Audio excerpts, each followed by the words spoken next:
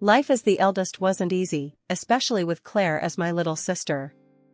From the get-go, she knew how to play her cards right. I guess you could say I was always in the background, just Elizabeth, the responsible one, and there was Claire, always ready to stir up trouble. It was Dad's 40th birthday, and Mom had gone all out with the decorations and made his favorite cake, cherry-topped with thick vanilla frosting. The whole family buzzed with excitement, and relatives were spilling in and out, filling the house with laughter and chatter. I was busy helping Mom in the kitchen, while Claire was probably plotting her next mischief. "Liz, can you take this to the table?" Mom said, handing me a tray of appetizers. When I walked into the living room, my heart sank. The right side of the cake was a mess, cherry toppings missing and frosting smeared. And there was Claire, an innocent look plastered on her face. It didn't take a genius to figure out what happened, but before I could say a word, Claire pointed at me. "Liz did it. I saw her, Mom." I stood frozen, the accusation hitting me like a slap. "What? No, I didn't. Why would I?" Mom came rushing in, her face flushed with anger and embarrassment. "Elizabeth, how could you? Apologize right now." "But Mom, it wasn't me," I protested, feeling the heat rise in my cheeks. "I don't want to hear it. Go to your room. You're grounded, young lady." I trudged upstairs, the injustice of it stinging more than any punishment could. Later, Claire crept into my room, a smug look hiding just under her feigned sympathy. "Tough luck, sis. But hey, I can make it up to you," she whispered, pulling a crumpled $5 bill from her pocket. "Take this and we're even." "Even? You lied. Why should I cover for you?" I was seething but curious about her confidence. "Come on, Liz. It's easy money. Just grab that envelope in Dad's office I told you about earlier, and bring it to me. Easy peasy." Her plan was simple and tempting in a twisted way. The envelope was supposedly some paperwork she wanted to sneak a peek at, nothing more. Against my better judgment, I agreed. Sneaking the envelope to Claire felt wrong, but I was already painted the villain. What more did I have to lose? The next morning, the hammer dropped harder than I could have imagined. Dad was raging, the envelope in his hand. It wasn't just papers, it was cash. Cash meant for paying some of the bills. "Elizabeth, how could you steal from us?" Dad's voice boomed through the house. "I didn't. It was." "Save it. We found this in your room," he interrupted, his disappointment cutting deeper than the anger.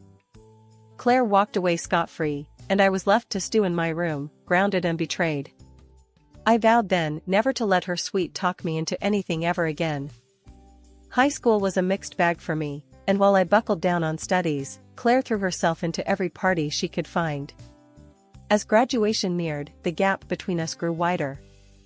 One evening, I was knee-deep in college application forms when Claire barged into my room, reeking of smoke and something sweet that I couldn't place. Her eyes were too bright, her smile too forced. "Liz, you gotta loosen up. Why don't you come out with me tonight? There's a killer party down at Jake's place. You could use some fun," she cajoled, flicking her hair back in that carefree way she always did. I looked up from my papers, irritated. "Claire, not everyone's idea of fun is getting wasted on a school night. Some of us have actual plans for the future."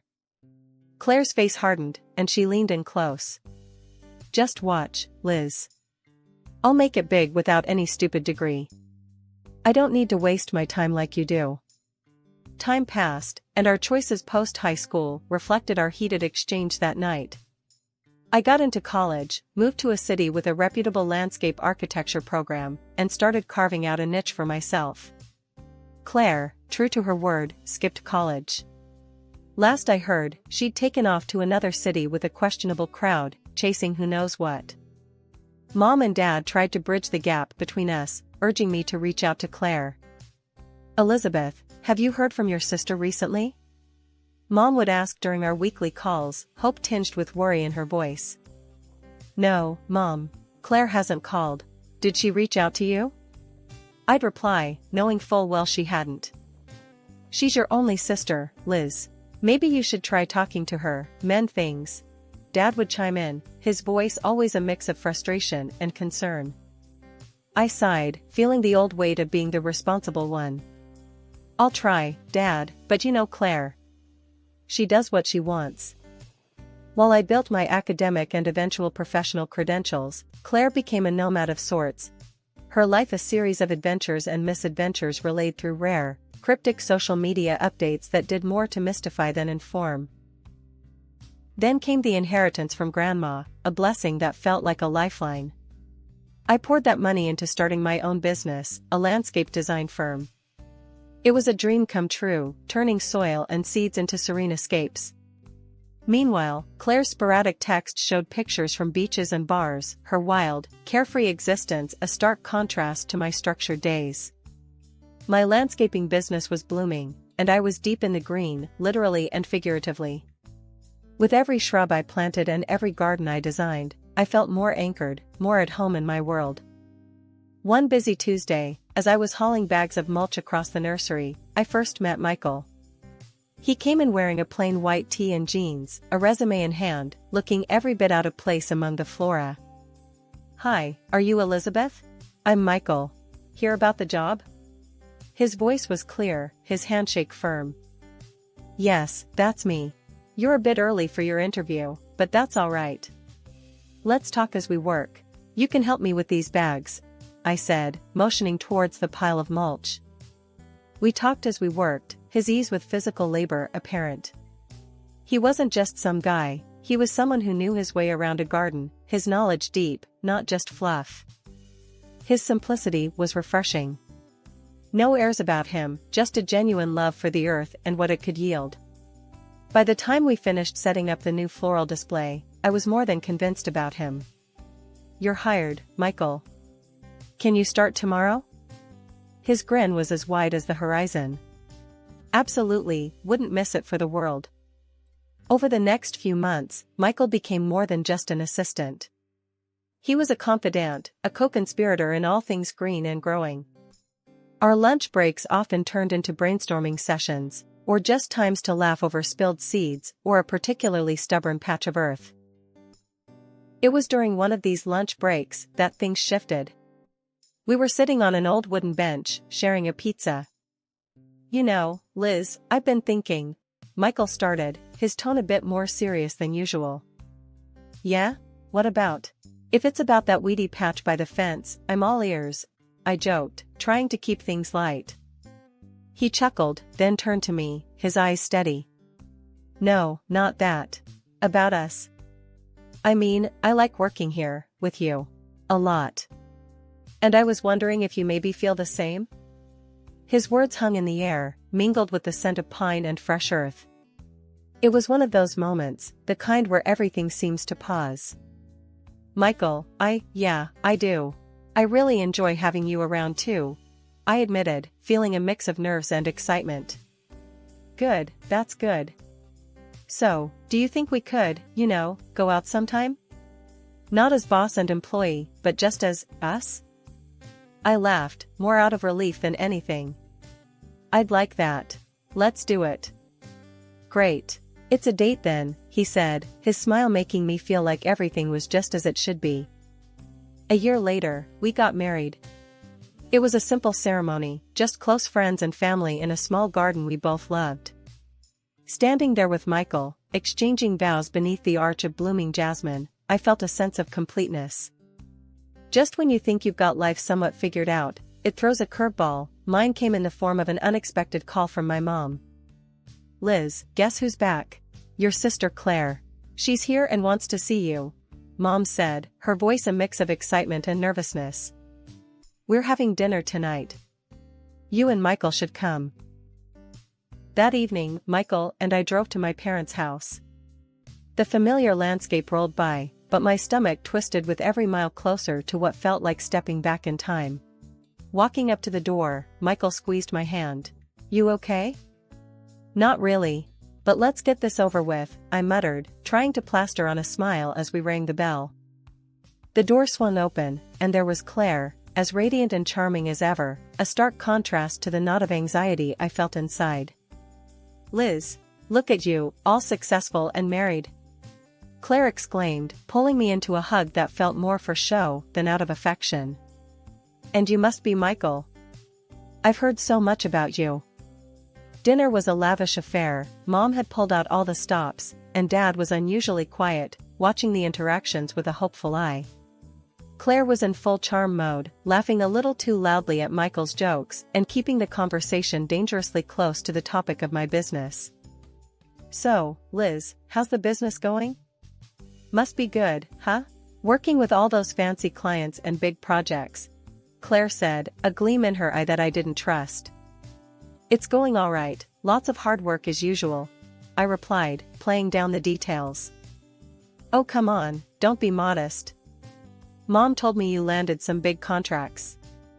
"That's amazing. You must be making a killing," she pushed, her curiosity poorly veiled. I shrugged, trying to steer the conversation away. "It pays the bills. So, what have you been up to, Claire?" "It's been years." "Oh, this and that.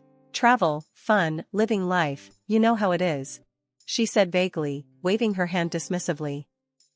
Dad chimed in, possibly trying to smooth things over. "Claire's thinking of settling down here, starting fresh. It's a good thing, having both my girls in the same town." I forced a smile, catching Michael's wary glance from across the table.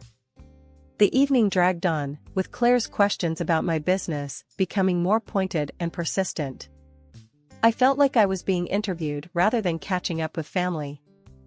As we said our goodbyes, Claire pulled me aside. "Really, Liz, if you ever need a hand or want to talk shop, just give me a call. Family should stick together, right?" Her words, meant to comfort, felt more like a warning. As Michael and I drove home, the silence in the car was heavy. "Heads up, Liz. I don't trust her. There's something off about how she was digging into the business details," Michael finally said, breaking the silence. "I know," I sighed, leaning back in my seat. "Something's not right. But we'll figure it out. We always do." The day I won the City Park tender was supposed to be the best day of my career. It was a massive project, one that promised not just financial rewards but a real stamp on the map for my business. I was buzzing with excitement when I called Michael. "Hey, babe, guess what? We won. We actually won the tender." I almost shouted into the phone, unable to keep the thrill out of my voice. "That's incredible, Liz. I knew you'd nail it. We need to celebrate. How about that concert tonight, and maybe a drink after?" Michael's voice matched my excitement. The concert was everything we needed. The band was one of our favorites, a perfect backdrop to our celebratory mood. As the last song faded out and the crowd began to disperse, I realized I needed a quick bathroom break before heading out for drinks. "I'll just run to the ladies' room. Meet you right here?" I told Michael, pointing to a spot near the exit. When I stepped out, Michael was nowhere in sight. I scanned the crowd, my heart starting to race. Had he gone ahead? No, he wouldn't do that. I pulled out my phone to call him, but then I paused. Up ahead, on a dimly lit path, I saw him. But he wasn't alone. He was with someone, a woman. My pace quickened as I moved closer, trying to see who it was. Then, as they stepped into a patch of moonlight, my heart sank. It was Claire. What the hell? I ducked behind a tree, my mind racing. This couldn't be right. Not Claire. Not Michael. Yet there they were, laughing, too close, too intimate. Then, they kissed. It felt like a punch to the gut. I fought the urge to run out, to scream. Instead, I pulled out my phone, switched it to record, and edged closer. I could hear them now. Claire's voice, silky and mocking. So, the big contract finally came through. She's a bloody fool, isn't she? Thinking this was all her big break. Michael's reply was a low chuckle. Totally in the dark. Once the money's in her account, we can make our move. It'll be easy to transfer it out before she even notices. Mexico, here we come. Poor Liz, always so trusting. Just like when we were kids, huh? Claire was almost purring.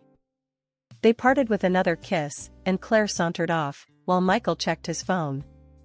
Panic flickered across his face when he saw the time. He turned and started back towards the concert venue, right towards where I was supposed to be waiting. I slipped the phone into my pocket and stepped out from behind the tree, my heart hammering. As I walked towards the exit, I spotted him looking around, a fake frown of concern on his face. "Liz, there you are. I was getting worried," he said, reaching out to me. I looked up at him, keeping my face as neutral as possible. "Sorry, got a bit turned around. Let's go have that drink, shall we?" The walk to the bar was a blur. My mind was racing, piecing together months, no, years of lies. The tender, the late nights, the sudden trips Michael, it all made sense now. We sat at the bar, and Michael toasted to our success. To us, Liz. To our future. I forced a smile, my hand tight around the phone in my pocket. To us, I echoed, my voice steady despite the storm raging inside. The morning after the concert, I was up early, troubled thoughts robbing me of sleep. Michael was still asleep, his breathing even and calm, unaware of the storm brewing just a few feet away. I slipped out of bed and headed to my home office. First, I logged into my company's bank account. What I found made my stomach turn. There were dozens of small transactions, siphoning off amounts just under the threshold that would trigger a notification. Then, I checked my personal account. The same pattern. Money, my money, leaking away like water through cracks. Michael had access to both accounts, he was the only other person who could have done this. I needed to act, but cautiously. If Michael suspected I was onto him, he might accelerate his plans, whatever they might be. I decided not to confront him, not yet. Instead, I phoned an old college friend who now worked as a forensic accountant. "Hey, Tom, it's Liz. I need a favor, a big one. Can you do a discreet audit of my accounts? Both personal and business. It's urgent." Tom's voice was grave when he replied. "Sure, Liz. I can start today. But what's going on? You sound serious." "Just problems. I'll explain later. Thanks, Tom." I hung up and sat back, my mind racing. For the next 2 weeks, I had to keep up appearances.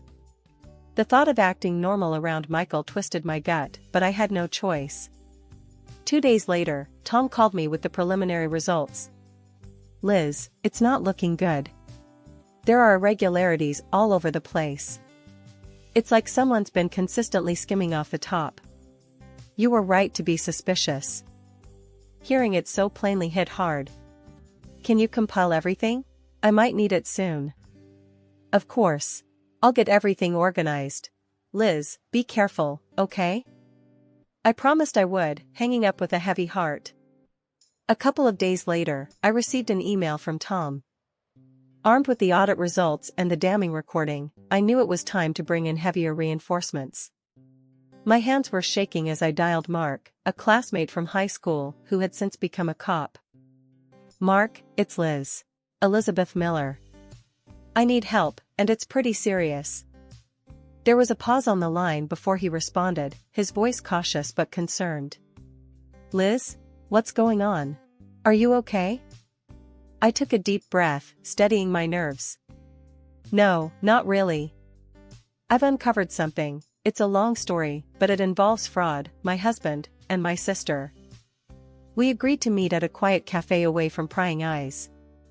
I felt like a character in a bad crime drama as I laid out the documents and played the recording for him. Mark listened, his expression growing darker by the minute. "This is serious, Liz. Based on what you've shown me, and this recording, it's solid evidence. But catching them in the act would make it airtight. It could ensure they don't just wiggle out on a technicality." I nodded, the reality of the situation settling in. "What do you suggest?" "Keep things normal. Act like you don't suspect a thing. We need to catch them transferring the money or making a move against you. The next few days were a masterclass in acting. I smiled and nodded, played the doting wife, and the oblivious sister. I saw the looks Michael and Claire exchanged, loaded with secrets and plans. A week later, the payment for the city park project hit my company's account. It was a large sum, the largest I'd ever handled. I called Mark right away. "It's in. The money's in the account. They're going to make their move soon," I said, trying to keep my voice steady. "Good. From now on, we'll monitor the accounts closely. If they make a move, we'll be ready." I watched Michael that evening, observed him fiddling with his phone, probably checking the account, plotting his next steps. Later, in bed, I lay awake, staring at the ceiling, listening to Michael's breathing. It was almost hard to believe that this man, the man I'd loved and trusted, was plotting against me. Meanwhile, Claire had orchestrated the farewell dinner under the pretense of celebrating a new chapter in her life.